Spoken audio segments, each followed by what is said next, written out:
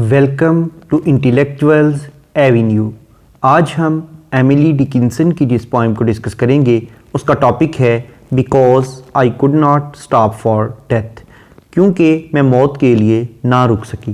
Poem का कोई अपना टाइटल नहीं है, इसलिए इस पोइम की फर्स्ट लाइन को ही इसका टाइटल डिक्लेयर किया गया है। ये पोइम 6 क्वाट्रेन्स पर कंसिस्टेड है। क्वाट्रेन का मतलब है 4 लाइन्स पर कंसिस्टेड स्टेंजा। 6 क्वाट्रेन्स पर कंसिस्टेड होने की वजह से इस पोइम की टोटल लाइन्स की स्ट्रेंथ है 24। पोइटस कहती है बिकॉज क्योंकि I could not stop for death, मैं मौत के लिए ना रुक सकी।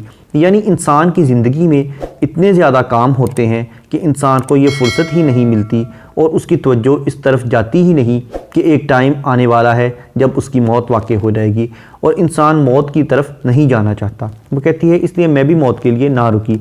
ही से मुराद है डेथ, यानी वो मौत काइंडली बड़ी शफ़क़त और मेहरबानी से स्टॉप्ड फॉर मी, यानी वो मौत खुद ही बड़ी शफ़क़त और मेहरबानी से मेरे पास आ गई। द कैरेज, वो एक बगी पर आई थी। द कैरेज, उस बगी पर held but just our selves, हमारे अलावा और कोई नहीं था। एंड इमोर्टैलिटी, और हमारे साथ अब्दियत या लाफानियत थी, यानी उस बगी पर मैं और मौत सवार हो गई। जब मैं और मौत यकजा हो गई, एक ही बगी पर सवार हो गई, एक ही सवारी के मुसाफिर हो गई, तो हमारे साथ अब्दियत आ गई, लाफानियत आ गई। यानी अब मेरे जिस्म को फ़ना नहीं होना था। इंसान का जिस्म सिर्फ़ एक बार फ़ना होता है जब उसको डेथ आती है, लेकिन जब डेथ आकर गुजर जाती है उसके बाद इंसान कभी दोबारा फ़ना नहीं होता, यानी एक बार मौत के बाद दोबारा मौत नहीं आती। वी स्लोली ड्राइव, हम बड़ी आहिस्ता आहिस्ता ड्राइव कर रहे थे, सफ़र कर रहे थे। यानी इसका मतलब है कि जितनी भी भगदड़ है, जितनी भी भाग दौड़ है, ये सिर्फ़ इसी ज़िंदगी के साथ ही मशरूत है। मरने के बाद सिर्फ सुकून ही सुकून आ जाता है, कोई जल्दबाजी नहीं रह जाती। ही न्यू नो हेस्ट, यानी वो जो मौत थी उसको तो जल्दबाजी का इल्म तक नहीं था। मौत के बाद कोई जल्दबाजी नहीं होती। एंड और आई हैड पुट अवे, मैंने छोड़ दिए, मैंने तर्क कर दिए माई लेबर, अपने काम, अपनी मेहनत, एंड माई लेयर टू, और अपनी फरागत को भी, यानी मैंने अपना काम और अपनी फरागत, इन दोनों चीज़ों को छोड़ दिया। फॉर हीज़ सिविलिटी, उस मौत की शाइस्तगी की वजह से। मौत इतनी शाइस्तगी से और इतने खुशहुल्की से मेरे पास आई कि मैंने उसके अच्छे रवैये को देखते हुए अपनी फरागत और अपने दुनियावी काम जो थे वो तर्क कर दिए और उसके साथ बगी में सवार होकर रवाना हो गई। वी पास्ड द स्कूल, हम एक स्कूल के पास से गुजरे, यानी इससे मुराद पोइटस का चाइल्डहुड है, उसका बचपन का ज़माना है कि इंसान की ज़िंदगी में 3 टाइम आते हैं, बचपन, जवानी और बुढ़ापा। तो अब इन तीनों टाइम्स का वो जिक्र करती है। वो कहती है कि ज़िंदगी में वी पास्ड द स्कूल, हम एक स्कूल के पास से गुजरे, वेयर चिल्ड्रन स्ट्रव, जहाँ बच्चे जीतने के लिए बहुत ज़्यादा जिद्दोजहद कर रहे थे, कोशिश कर रहे थे। एट रिसेस, यानी अपनी ब्रेक के पीरियड में। इन द रिंग, एक दायरे की शक्ल में। हम एक स्कूल के पास से गुजरे जहाँ एक दायरे की शक्ल में, रिसेस में या ब्रेक में बच्चे खेल रहे थे और जीतने की कोशिश कर रहे थे। We passed the fields of gazing grain, और फिर हम एक ऐसी फसल से गुजरे, एक ऐसी फसल के पास से गुजरे जो कि पकी हुई थी और यूँ महसूस हो रहा था जैसा कि हमें घूर रही हो, और हम उस घूरती हुई फसल के खेतों के पास से गुजरे। यानी पकी हुई फसल जो है ये इंसान की यूथ एज का मेटाफर है। इससे मुराद है कि फिर मुझ पर जवानी का दौर आ गया। We passed the setting sun, फिर उसके बाद हम गुरूब होते हुए सूरज के पास से गुजरे। यानी सूरज गुरूब होना ये इंसान के ज़िंदगी का सूरज गुरूब होने का मेटाफर है कि फिर मुझ पर बुढ़ापा तारी हो गया। और रादर ही पास्ट अस, या तो हम इन तीनों ज़मानों के पास से गुजरे या शायद ये 3 ज़माने हमारे पास से गुजरे। इंसान को नहीं पता चलता कि कब इंसान पर ये तीनों दौर आए और कब गुजर गए। The dews drew quivering and chill, अब शबनम के कतरे मेरे ऊपर गिर रहे थे और मुझे बहुत ज़्यादा सर्दी की वजह से कपकपी सी तारी हो रही थी, मेरा जिस्म कांप रहा था। फॉर ओनली गुसामर माई गाउन, और जो मेरा गाउन था वो गुसामर के बारीक कपड़े से बना हुआ था। माई टिपेट ओनली टूल, और जो मेरा टिपेट था यानी जो मेरा स्कार्फ था, मेरा मफलर था, वो टूल के बारीक कपड़े से बना हुआ था। यानी मेरा जिस्म ढांपने के लिए जो गाउन और जो मेरा स्कार्फ था वो दोनों बारीक कपड़ों यानी गुसामर और ट्यूल से बने हुए थे। वी पास्ड, हम रुके, बिफोर अ हाउस एक ऐसे घर के पास, that seemed a swelling of the ground जो कि यूँ दिखाई दे रहा था जैसा कि ज़मीन ऊपर को उभरी हुई हो। ये कब्र यानी ग्रेव का मेटाफर है, यानी वो कहना ये चाहती है कि कब्र एक ऐसी जगह है जहाँ हमें कुछ देर के लिए रुकना पड़ता है, हमें एक टेम्पररी स्टे करना पड़ता है, कुछ देर क़याम करना पड़ता है। वो कहती है कि हम एक ऐसे घर के पास रुके जहाँ पर हमें यूँ महसूस हुआ जैसा कि ज़मीन ही ऊपर को उभरी हुई हो। द रूफ वॉज स्केरसली विजिबल, और इसकी जो छत थी वो बमुश्किल ही दिखाई देती थी, यानी उसकी जो छत थी वो दिखाई नहीं दे रही थी।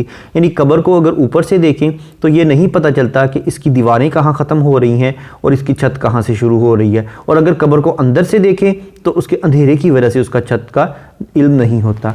द कॉर्निस, और वो जो दीवारें और जो छत थी वो ज़मीन के साथ ही गड़ी हुई थी, इन द ग्राउंड, ज़मीन में, यानी वो जो ज़मीन में उसकी दीवारें और उसकी छत गड़ी हुई थी, यानी ये कब्र का मेटाफर है। सिंस देन, फिर 30 सेंचुरीज, उस मौत के बाद कई सदियां गुजर गई हैं, and yet feels shorter than the day, और वो एक दिन से भी कम दिखाई देती हैं।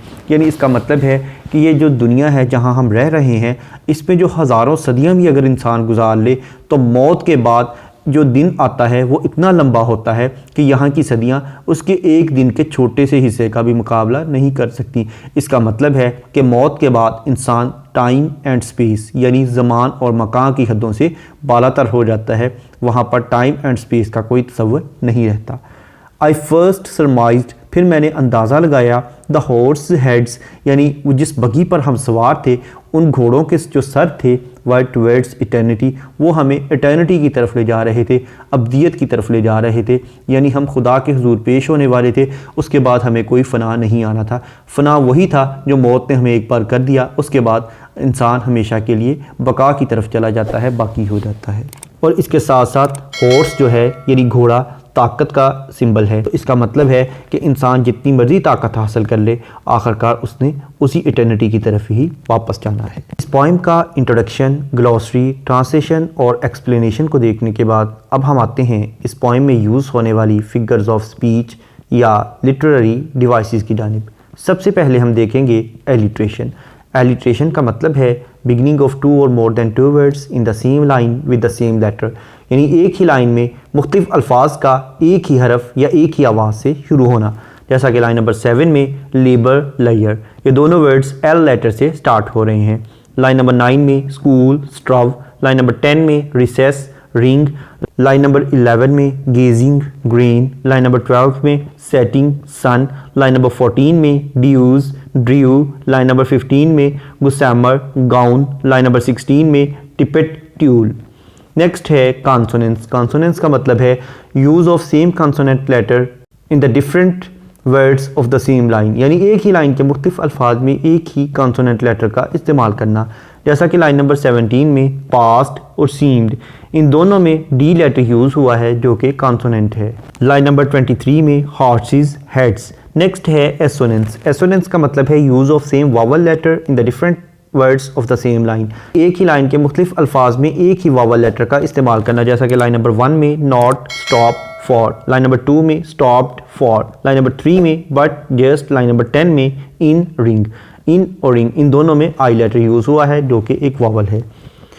नेक्स्ट है एनाफोरा। एनाफोरा का मतलब है beginning of two or more than two lines with the same word, यानी दो या दो से ज़्यादा लाइनों का एक ही लफ्ज़ से शुरू होना। जैसा कि इस पोइम की लाइन नंबर 11 और 12, ये दोनों लाइन्स वी, पास्ट, द, इससे स्टार्ट हो रही हैं। नेक्स्ट है पर्सोनिफिकेशन। पर्सोनिफिकेशन का मतलब है to give human trait to the non living things, यानी बेजान चीज़ों को जानदारों की खसूसियात अता करना। जैसा कि इस पोइम की लाइन नंबर 2 में वो कहती है ही काइंडली स्टॉप्ड फॉर मी, यानी वो बहुत बड़ी शफकत से मेरे लिए रुकी। अब स्टॉप करना, रुकना, ये एक ह्यूमन ट्रेट है जो कि उसने डेथ को दे दी है, तो इस तरह से उसने डेथ को पर्सोनीफाई किया है। उसके बाद लाइन नंबर 5 में वो कहती है we slowly drove he knew no haste, यानी मौत को जल्दी का इल्म तक नहीं था। अब इल्म होना, बाखबर होना, ये एक ह्यूमन ट्रेट है जो कि उसने डेथ को दे दी है, यहाँ भी उसने डेथ को पर्सोनीफाई किया है। उसके बाद लाइन नंबर 11 में वो कहती है we passed the fields of gazing grain, हम घूरती हुई फसलों के पास से गुजरे, यानी जो गल्ला अनाज है उसको उसने घूरने की खसूसियत दे दी है जो कि ह्यूमन ट्रेट थी, तो इस तरह से उसने ग्रेन को पर्सोनीफाई किया है। नेक्स्ट है मेटाफर। मेटाफर का मतलब है किसी चीज़ को उसकी क्वालिटी की बेस पर उससे बेटर या वर्स चीज़ डिक्लेयर करना। जैसा कि इस पॉइंट की लाइन नंबर 3 और 4 में वो कहती है the carriage held but just our selves and immortality.